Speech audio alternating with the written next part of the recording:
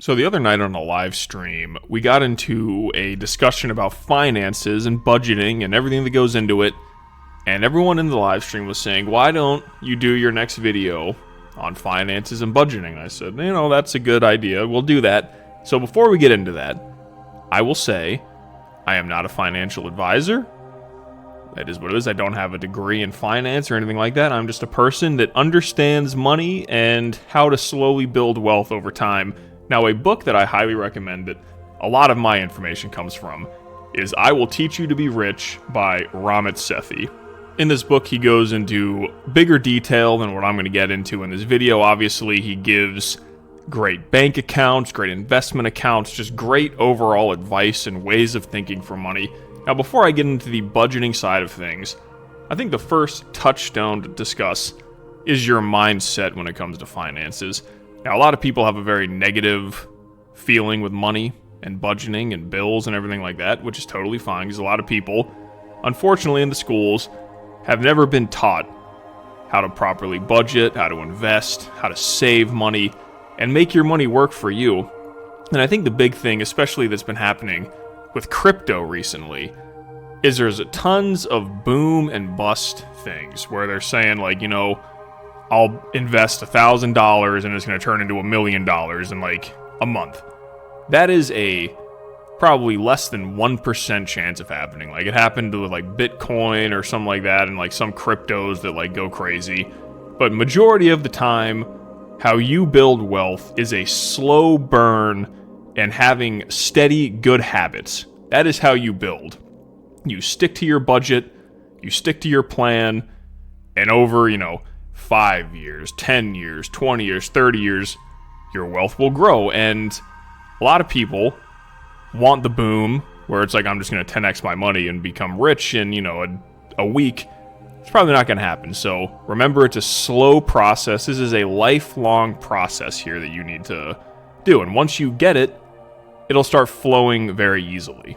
So a good example I like to use about spending money and knowing it's not a good thing to have FOMO. Having FOMO, especially there's probably a lot of people who play video games on this, that watch this channel.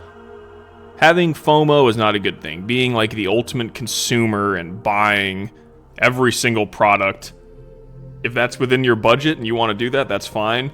But there's a lot of people that buying these things are not in their budget. Like the new Mario Kart World, for an example. That's always a great example. If you're someone who doesn't think a video game is worth $80 and you don't want to pay it, totally fine, sounds good. $80 is a lot of money. But there's a subsect of people that say, I can't afford an $80 video game, but I could have if it was $70. And, the tough pill to swallow is if you cannot afford an $80 video game, you can't afford a $70 one. Like that $10 difference is not that big. And that's where people's mindset is. And, they think small term with their money. And, just like the old people that say, oh, it's you buying your latte every day. That has nothing to do with you not having a lot of money. So with that change in mindset, just remember to be smart with your money. Don't be like an ultimate consumer that just buys everything day one. If you can afford it, that's fine. But, just try to be smart with what you spend your money on. So now let's get into the budgeting aspect of this, the most important thing. So I go by the 50, 10, 10, 30 split. So the 50%, 10%, 10%, 30%. And the brilliant thing with this is all of these percentages can be transferred around. So the first pillar is fixed costs.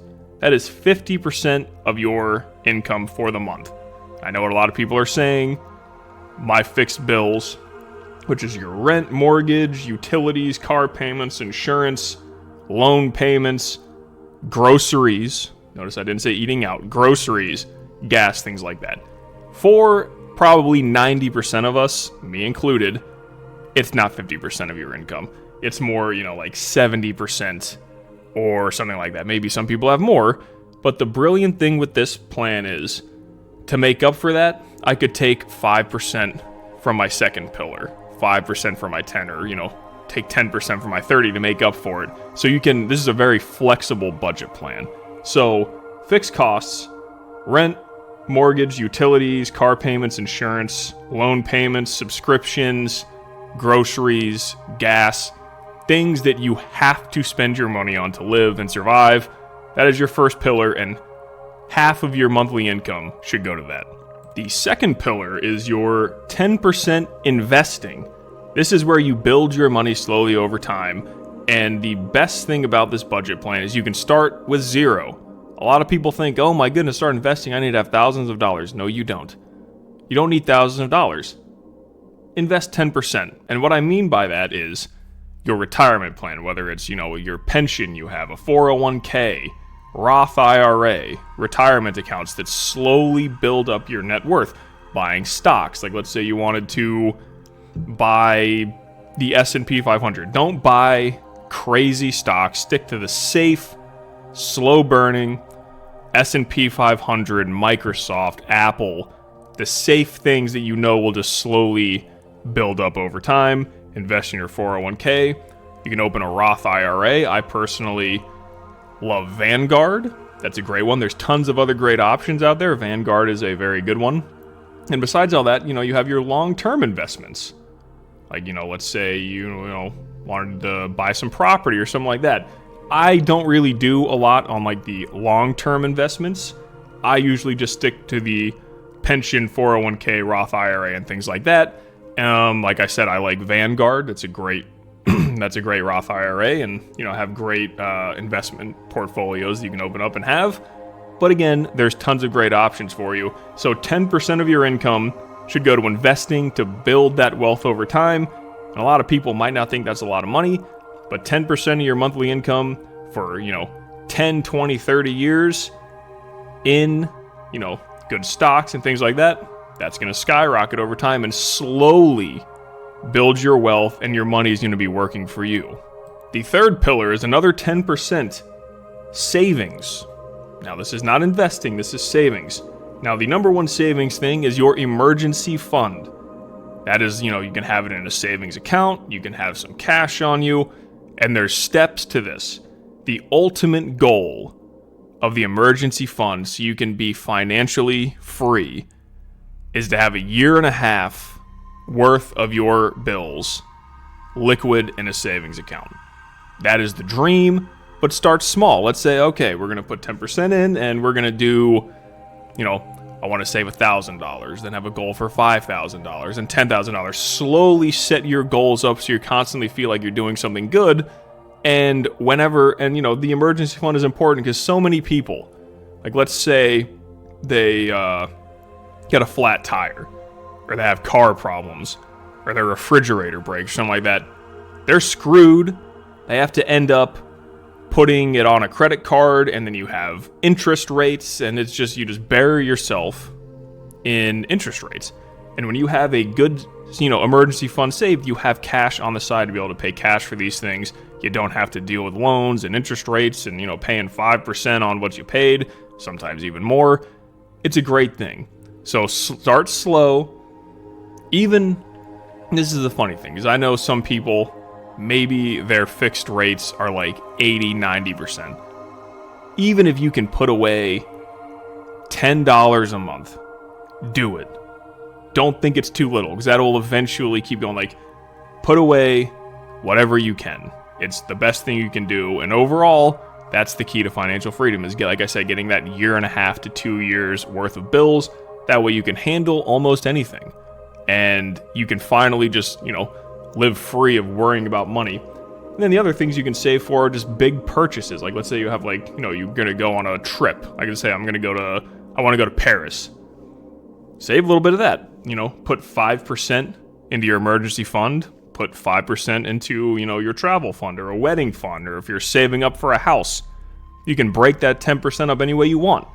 You could say, I'm going to put 7% into my emergency fund and 3% into my, big purchase fund. You could do 8 and 2, whatever you want. That's the beautiful thing about this, is it's super flexible. And this one is the most important for the short term. So work on that emergency fund, save aside for your big purchases, and you'll love yourself in the long run. And now the fourth category, which is the one that everyone's going to love. Guilt-free spending, 30% of your income. Money is supposed to be fun. That's what Ramit Sethi says. A lot of people are stressed out with bills and finances, and it's because a lot of people just don't know what they're doing with it. And it's not their fault. It's not anyone's fault. They don't teach this to people. So guilt-free spending. Do whatever you want with it.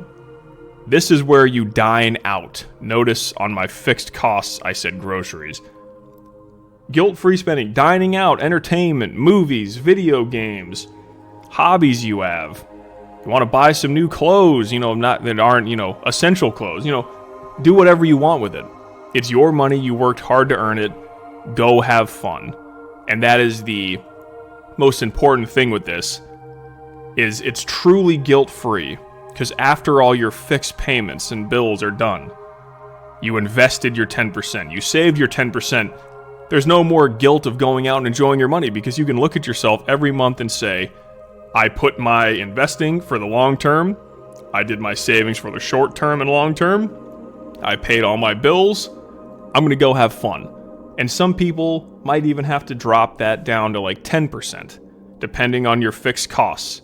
But you know what? You can still spend that 10% or whatever percent you end up with guilt-free, because you set yourself up in every area of your life already. So that was my TED Talk on finances and budgeting and things like that. Now remember, invest safe. If you're going to get into tricky stocks, go at your own risk. I always just do the safe, slow burns, learn the stock market, watch it, learn the ups and downs, when to buy the dip, when to sell, and you'll, build wealth, and your money can truly just start working for you, because investing is just the best. It's so good to seeing your money slowly accumulate more and more for you doing literally nothing, just because you invested it. It's the greatest feeling in the world, and I really hope some people get something out of this. I know budgeting is very hard for some people, but hopefully this is a plan that can work for everyone. You can start with $0 or $100,000 or whatever, anywhere in between. So I hope this helps you, and I hope, people can start having a better relationship with money, because it truly is, supposed to be something you can go out and enjoy, invest, pay your bills, save some, and the rest can be just guilt-free, having fun.